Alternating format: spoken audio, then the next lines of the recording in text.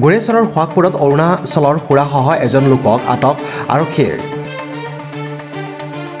দীৰ্ঘদিন ধৰি তামোলপুৰ বাঙালীপাৰা নাগৰিজলি আদিত চলাই আহিছিল অৰুণাচলী সুৰাৰ ৰমৰমীয়া বেহা গোৰেশ্বৰ আৰু সোৱাগপুৰ আৰক্ষীৰ নিদ্ৰা হৰণ কৰা সুৰা ব্যৱসায়িক আটক আৰক্ষীৰ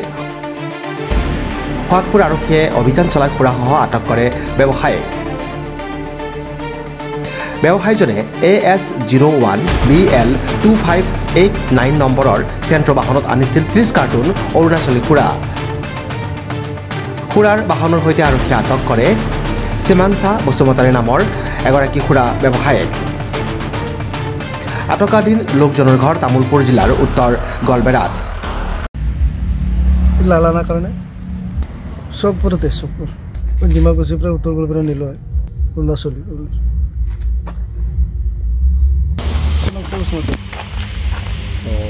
ডিমাকুছি এইটো ব্লু টাইম বুলি কয় এইটো অৰুণাচল 30,000 ডিমাকুছিৰ পৰা মই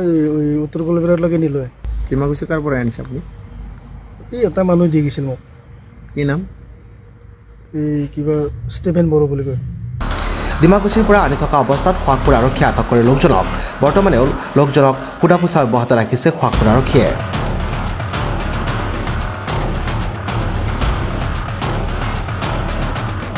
desk report news express Assam